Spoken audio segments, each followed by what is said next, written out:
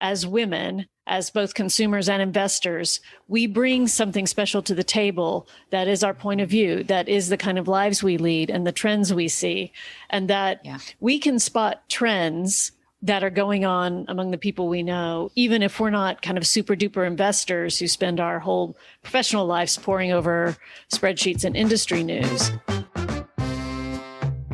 Welcome to Women Take Stock. Today we're talking about a vegetable, one that your mom probably served you, steamed or boiled, and you went, ugh, but which has undergone a trendy makeover as part of a keto-friendly, paleo-friendly, plant-based diet, cauliflower rice.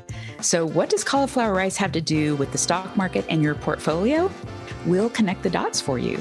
It's all about noticing the little things in your day and environment that could spell a smart investing strategy. Well, I'm getting hungry, so let's start the show. La la la la la la la la la. We are four friends all at different places in our financial and personal lives, looking to pull back the curtain on the seemingly mysterious, often testosterone-driven world of stock investing. And if four women without business degrees can figure out the market as a side hustle, so can you. Join us as we learn the basics, buy, sell, scratch our heads, hold our breath, commiserate, and celebrate, hopefully more of the latter. We aren't experts, so please note that this podcast is for general information purposes only. Yeah, anything resembling financial advice is purely coincidental. That said, we are hoping to make a little or a lot of money doing this. And if money is power, we want some of that too. Before we start talking about salad ingredients, can we just talk a little bit about everybody's week? I mean, the stock market has been a little bit crazy this week, like a tossed salad, if you will. But how's everybody been? Or rather, how have your portfolios been? Oh my gosh. I've done nothing this week. I'll tell you, I've done no selling, no buying. I mean, I've basically been working and watching the coup unfold at the People's House at Congress and watching the FBI go after men with painted faces and horned headgear.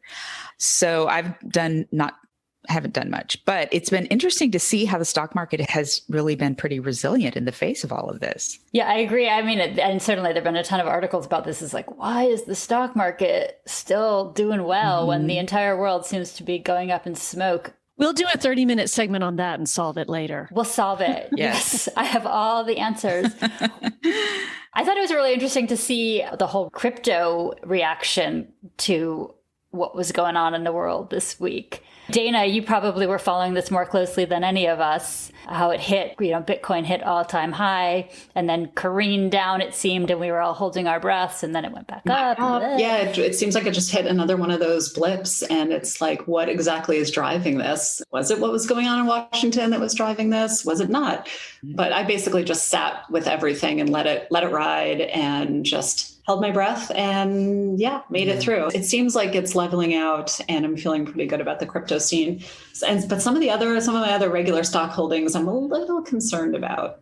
I have to say, I was really proud of us, because I know we were all texting each other a lot, like, oh my God, it's going to 40. Oh my God, it's going down. What are we going to do? And it was a little bit nerve-wracking because pretty sure I texted, hold. You did know. I mean, and I think that it was really helpful to have this group support group to remind us, like, it's going to be okay. We've got this. Yeah. And to also give it some perspective of like, okay, yes, it's gone down, but it hasn't gone down to where it was even 2 weeks ago. It was basically down to where it was just a week ago, right? At one point, it had gone way, way up, and it came back down, and it seemed like it came down so far, but it was actually just where it was a week ago. So in that perspective, definitely having that conversation with you guys helped me think, okay, it's fine. Yeah. Still way up compared to a year ago, for sure. And JJ, what about you? How's your week?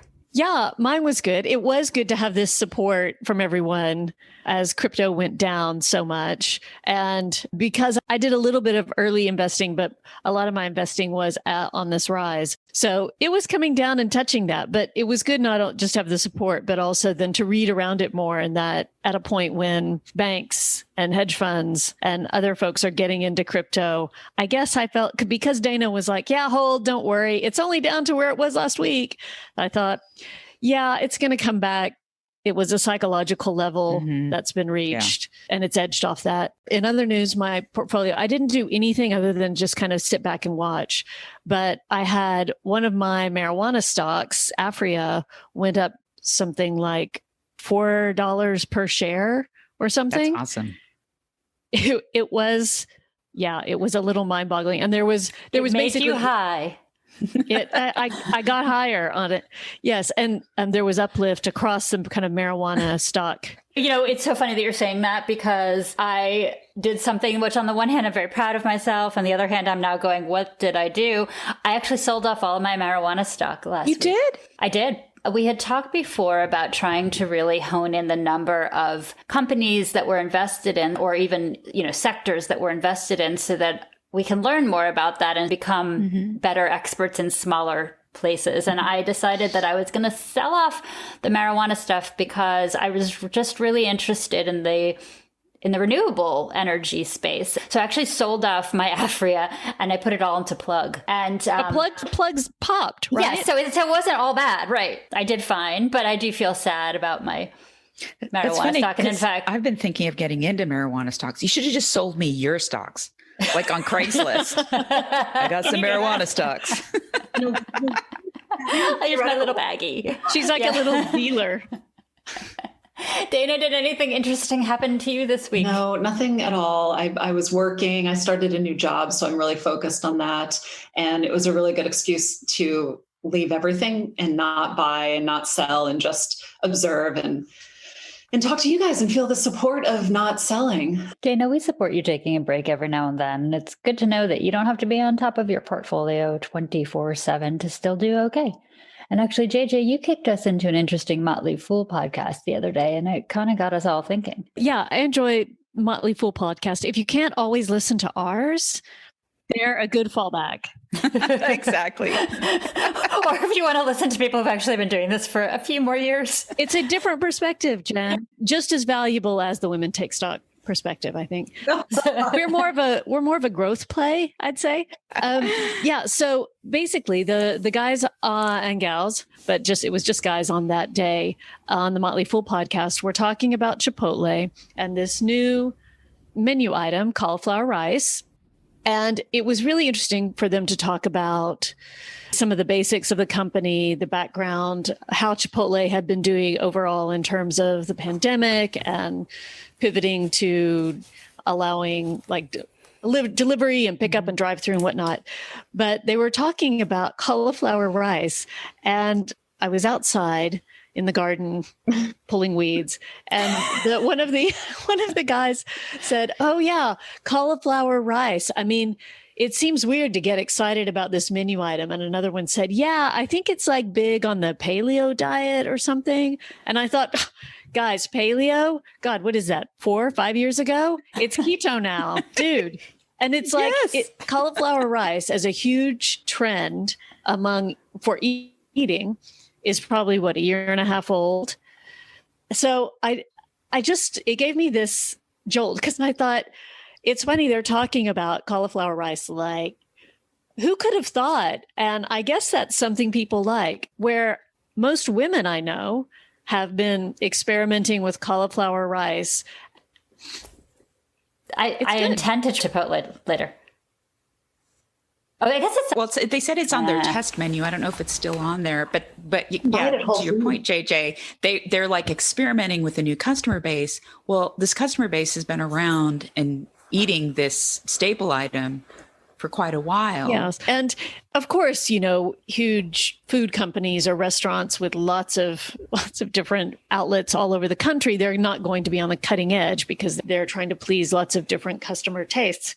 But I was surprised that this idea of cauliflower rice seemed like this new and novel and like slightly, on the fringes idea when, as a female consumer who would eat at Chipotle, who has eaten at Chipotle, was like, yeah, finally. And it really struck me that as a woman, I understood that this was not some strange out there trend, and I could see why it could be good news for the company and the stock.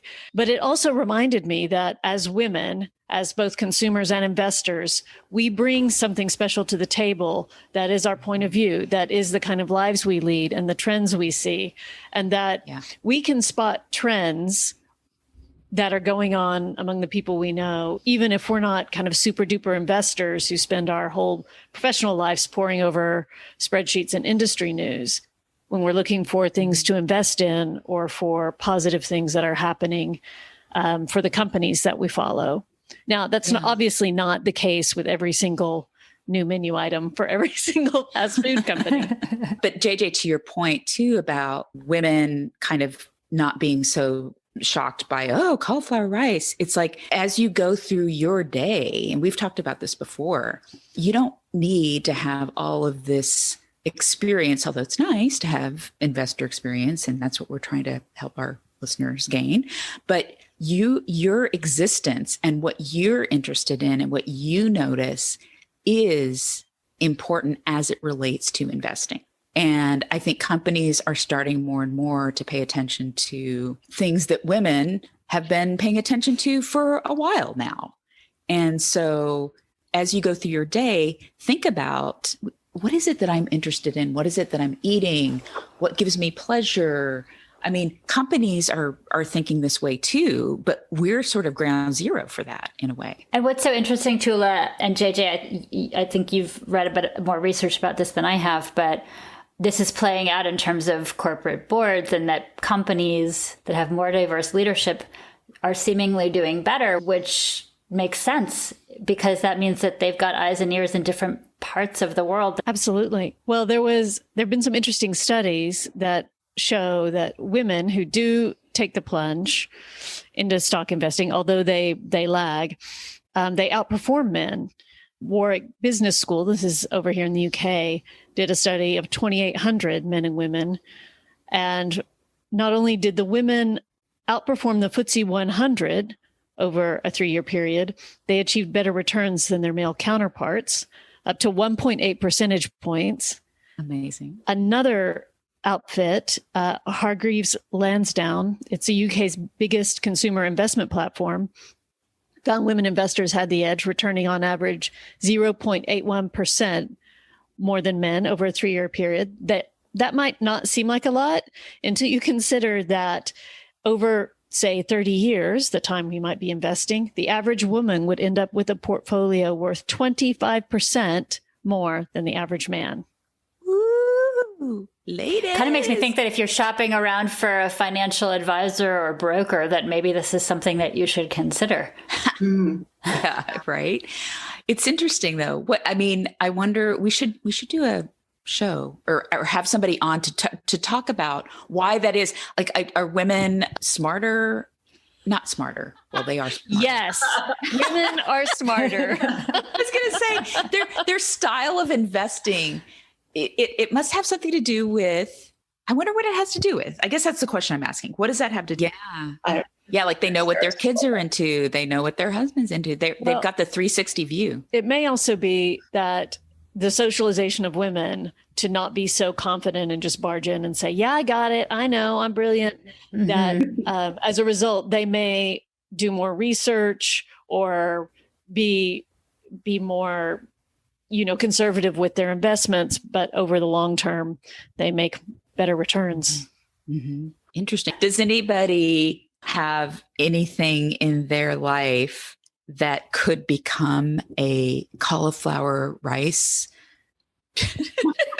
Well, you know what? Actually, it's sort of a ridiculous question, but it's not, because I don't know how to phrase it. I think one of the reasons I've become a little bit obsessed with my F-Cell and my fuel cell stocks is that I fantasize about buying an electric vehicle myself one day. Like, I really want one. Yeah. So I pay attention to that in a way maybe that I wouldn't otherwise. Right. It's like when I was researching Peloton bikes like 4 months ago, I should have bought some Peloton stock at the time because me and everybody I knew was trying to get a Peloton bike, and the stock did go up. Now I think it's leveling off again. So really the lesson here is don't discount your interests. Right. It's important to listen to market trends and the received wisdom overall, but the mainstream can overlook things. And that mainstream is overwhelmingly male in the financial investing world. And so that could work to our advantage to find things early that could turn out to be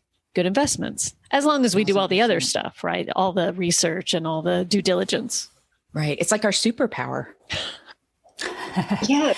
Speaking of superpowers, the United States is less and less of one these days. But we're about to. but it's inauguration week. And, I'm sitting here in D.C., which is now a war zone, for fuck's sake. Excuse me. Oh, my gosh. Explicit content. You're in the belly of the beast, Jen. I mean, it's crazy, but we could talk about that forever and ever. But it's all I talk about when I'm not recording a podcast right now. So I'm curious, in terms of the podcast, Tula, you have prepared a political spin on our quiz of the week, and I'd like to hear what it is. Yes. So since it's inauguration week, here you go, ladies. Here it is.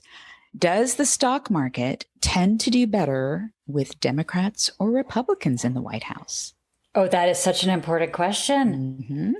God, I have no idea. I want to say it does better with Democrats. Well, sorry, do you mean in the immediate aftermath of the inauguration of a Democratic or Republican president, or do you mean at the end of 4 terms? At the end of 4 years, 1 term. Yeah. So when historians have looked at the arc, the presidential term, the stock market has done significantly better under one party versus the other. And it's funny because when I first read this, my instinct was to say Republicans, only because I feel like they are presented, not necessarily accurately, as the fiscally conservative party and deregulation, and that's good for business, and that should be good for the stock market. That was my initial guess. Sure, yeah. What about you guys? What do you think? I mean, by the way you're leading us. Yeah, I was going to say, I think initially, because the Republican Party bills itself as the party of business, you would go to that as an answer. But Democrats, because of their focus on things like collective bargaining and fairness and those kind of working practices that are more long-term, but I believe, as a Democrat, kind of lift up the world of work. Frankly, I would hope it was Democrats, but I have a feeling it might be, for the stock market alone, it would be Republicans. Okay, Dana, what is your guess? Toss a coin? I feel like I know the answer because I've done so much you research know the already. answer. Okay. Yeah, I have to tell y'all, the answer I'm about to give you comes from a book called Stock Market 101 by Michelle Kagan, and it's great. Okay, so here's the answer. Dun, dun, dun. Democrats. Under Democratic leadership, and by the way, this book was published before Trump came into office, so what's happened the last 4 years, I think, is an anomaly. I don't think we can use that as a gauge for Republican leadership, and I think they would probably say the same thing. But under Democratic leadership, the Dow Jones Industrial Average, a key measure of stock market health, has posted average returns of 82.7%, compared with much tamer average returns of just 44.8% with the Republican at the helm. I mean, that is a huge difference. That's stunning. Although I think your point, actually, that the last 4 years is an anomaly and it's very confusing, I guess. But I like what you're saying, simply because I'm a Democrat and I like to think that our party presents a more stable option, and stability in the end is going to make for a healthier economy. But I don't really know what I'm talking about. To be continued in another episode. Well, ladies, we've had a good time talking about cauliflower and the cauliflower and the end of the world. That sounds like a middle school book title. Cauliflower and the end of the world. Cauliflower and the end of the world. Well, hopefully this time next week we will have a new president. Things will start to calm down, stabilize, and we'll have the. Can I just say, Jen, if this time next week we don't have a new president, things are going to be pretty dire indeed. Including in our portfolios, yes. I think in that case, there may be a correlation between what goes on in the stock market and what goes on. Or will there? It seems like the stock market just keeps on going. All right. Well, if anyone has any thoughts on that or, wants to weigh in on this very illuminating conversation, don't hesitate to reach out to us. Yeah, just a reminder, we've had some great reviews. So everyone who's done that, thank you so much. We are a 5-star podcast. Yes, we are. And we've also been named as one of the best women financial podcasts by Player FM. Woo! So tell your friends. Please do review us, rate us, and share it with your friends. The easiest way to find us is, of course, at our website, womentakestock.com. And from there, you can actually just click and go to any podcast platform you want, and you'll find us there. And, of course, we've got our Twitter handle and our YouTube page and Instagram. And are we on Pinterest? We should be. We will be soon on Pinterest. And LinkedIn. We are everywhere. All right, everybody. I hope everyone has a good and stable week. I hope that everyone's stocks remain on the upswing, as does our country. So take care. Indeed. Bye. See you guys next week. Bye.